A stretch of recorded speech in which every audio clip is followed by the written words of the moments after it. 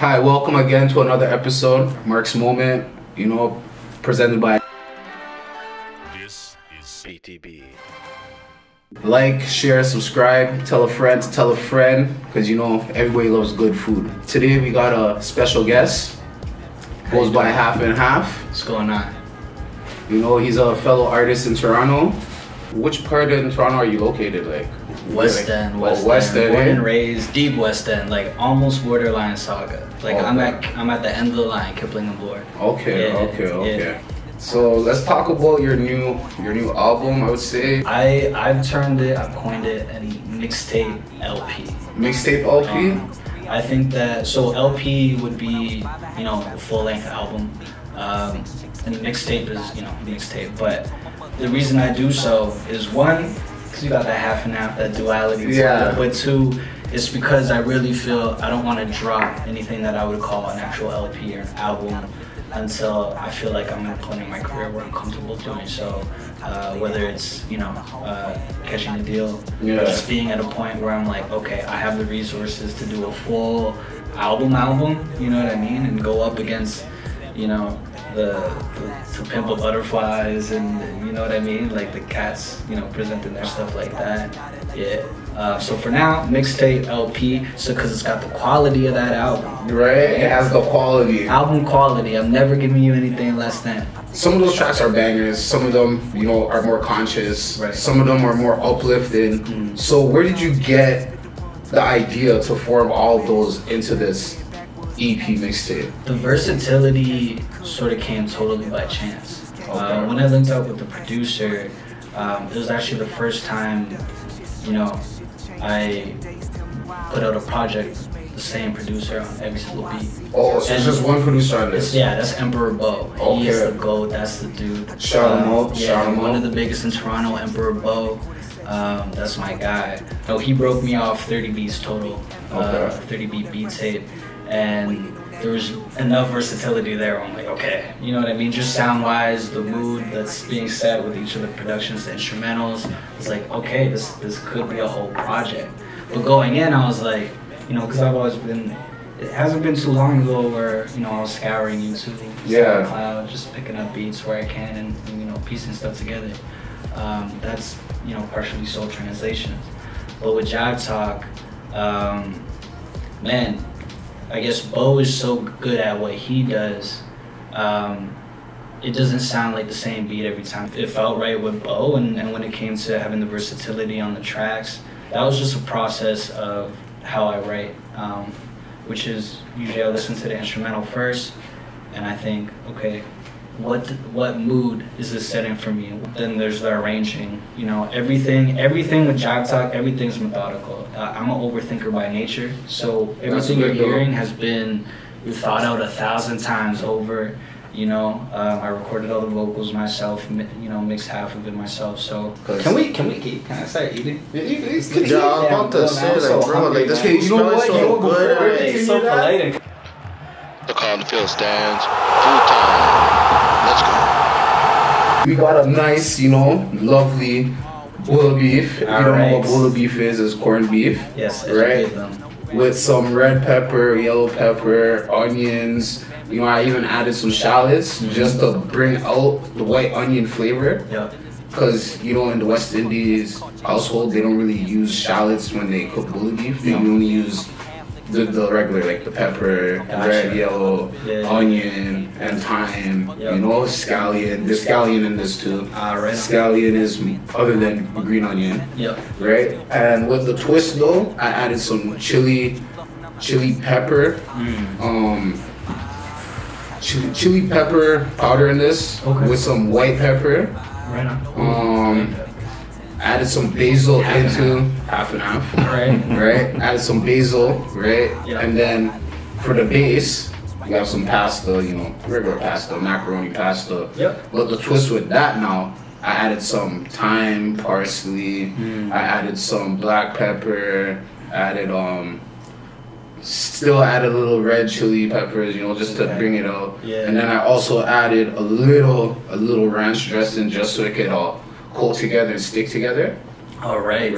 So you got a collage of good herbery here. Right. So I want you to taste it And you know, people, this is the first time I made this too. And I wish you could smell what I'm smelling.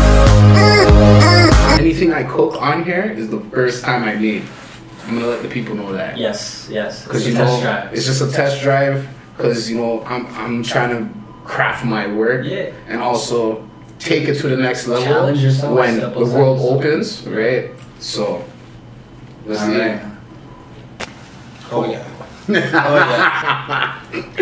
Yeah.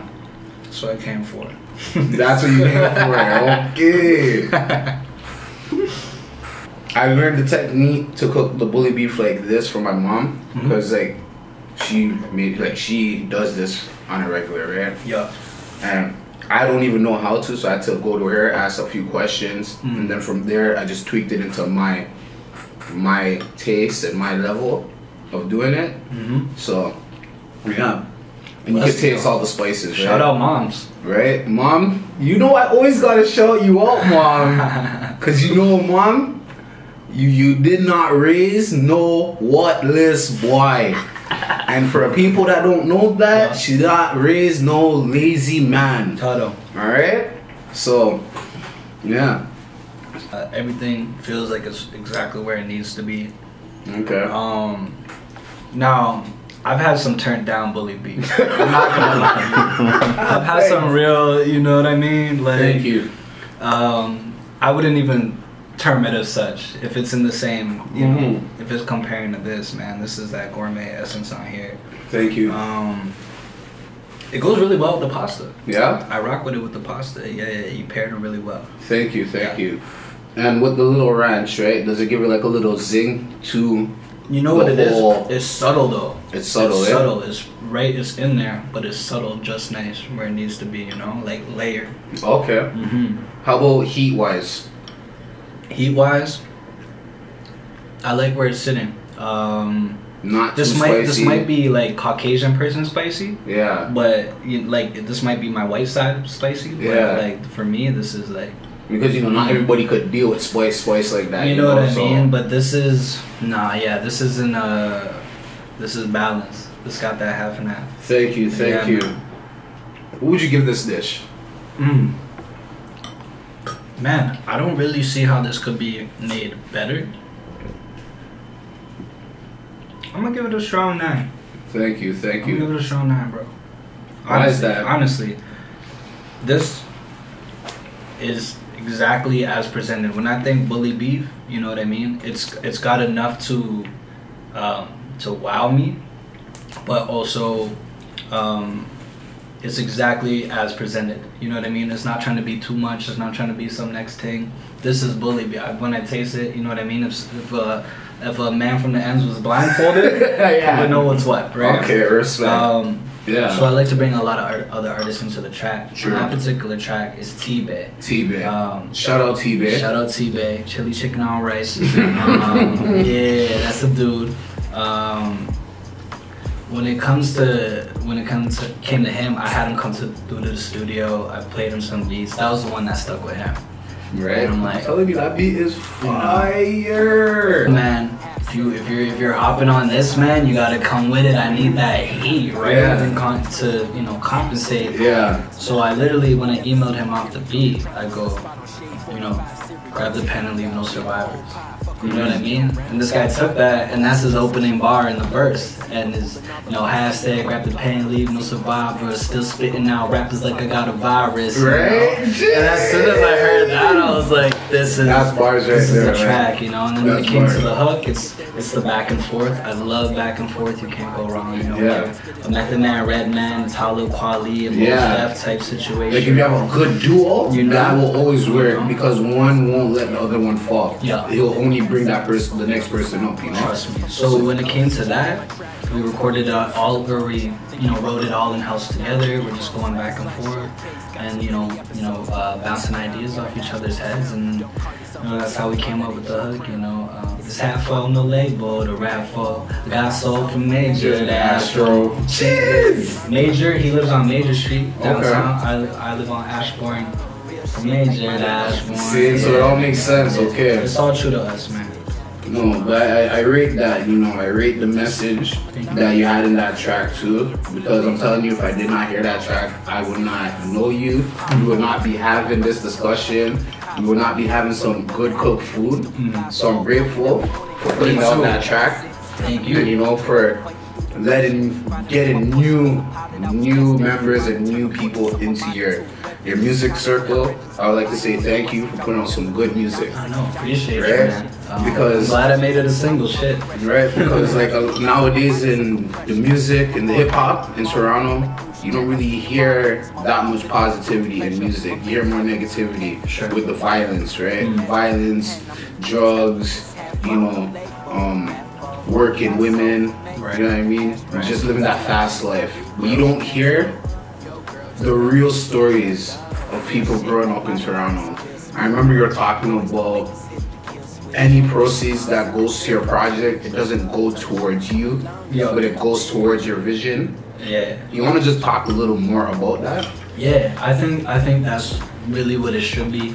But the way the industry's set up now is a lot of people fall into you know, capitalism and goals that come with capitalism, and they lose the sight of, you know, just making the music. It's about the music at the end of the day. It's music before anything. So me, I'd say I'm a music-centric artist. What you see nowadays is a lot of artists just wasting studio time, you know, smoking blunts. They're writing in the studio. They could have wrote at home. They could have wrote anywhere.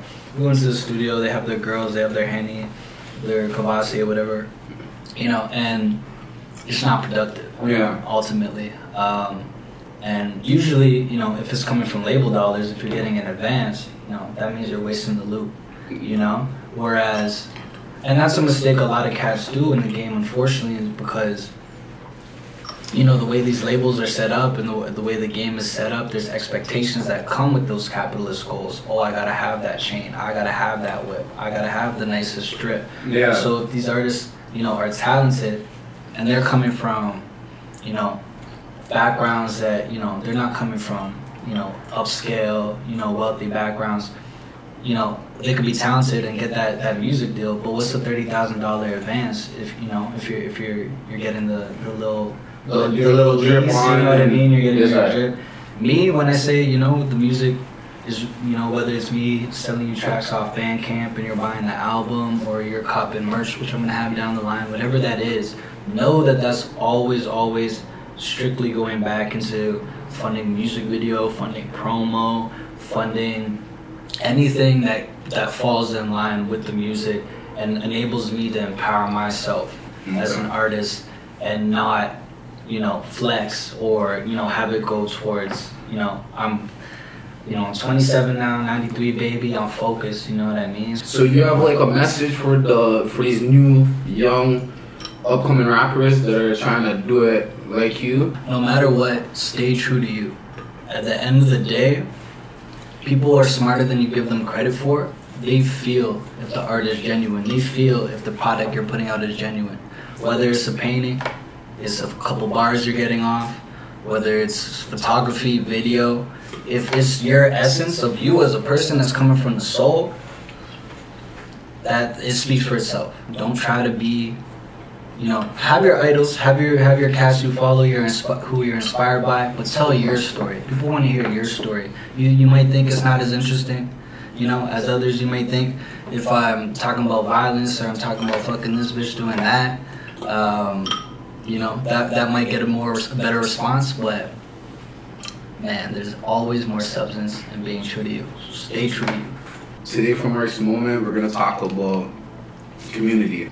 You have different type of people in your community. If you're trying to do something in life, you can't do it on your own. You need help. Like, you could start on your own, but no matter what, you need help to get to your goals. Right. And it all starts from your community. Yes. Because when you live in your community, that's the first thing that you know before you get older, and then you branch out. True. So when you're young, you're gonna be looking at new stuff, or you're gonna put your foot into certain doors, right, to see who you are. In the long run, when you go through those doors, it could change you. It could not change you. It's on the person itself. Right. But with that said, in the long run, when you start off in your community and you start picking up certain trades or certain things, you tend to use that as you get older. Right. Right? And even with the whole like networking, like you start talking to people in your community before you start going to talk to any random person. Yep. In school, when you go to when you're in junior kindergarten, when you go to your first school, and you're in that class, you talk to the people in there. Yep. You know what I mean? It also today, like there's not a lot of communication, right? And just the other day, you know, we lost a good upcoming Toronto rapper, right? To gun violence, all that. And it's like we just need the community to do better, right? Uplift the upcoming generation, the new generation, and not let them fall into the same traps that I, or maybe you, or any of the older man no more geldom went through growing up in the game, right? If you look what's going on, you know, we have the Chinese, we have Indians, we have Spanish, we have all these international races, right, that could get along with each other, right? But why can't, you know, African Canadians, or why can't Jamaicans, why can't us black people get along? You know what I mean? It's deep, yeah. And we need to break that cycle, because there's no going up if we keep doing this. Right. We're only bringing ourselves down. Yep. Right. 100%. And with history, you really know with history, they try to bring us down with our history, right? Yeah. We gotta break that cycle and change that chapter. Yes. Instead of going down, we go up. We're kings, queens. You know what I mean? So dropping these gems, man. I'm loving it. Gadu. So thank you for tuning in into another. Hold on a second. You already got the cameraman starving. First off. Second. I haven't had anything to eat in almost an hour. Yo, we're not gonna hear any bars? Like, yo, that was pretty dope. Like, we're not gonna hear no bars? Oh, okay.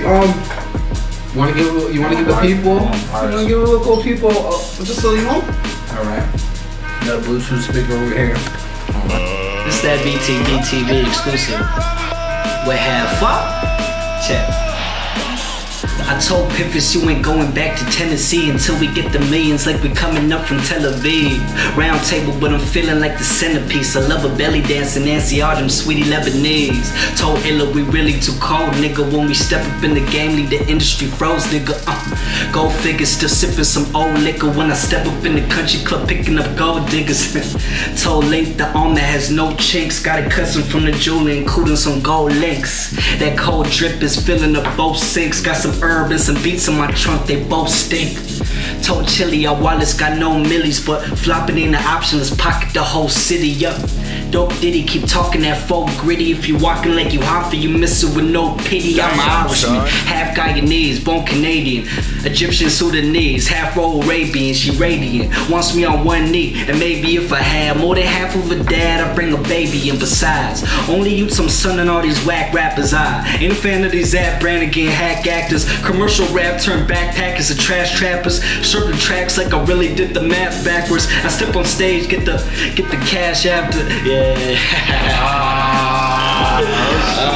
Okay. Top of the dome with that in there. Yeah. Okay. And there you got it. An exclusive freestyle. First time ever on BTBT. We make it look easy. It's me, Markie Mark.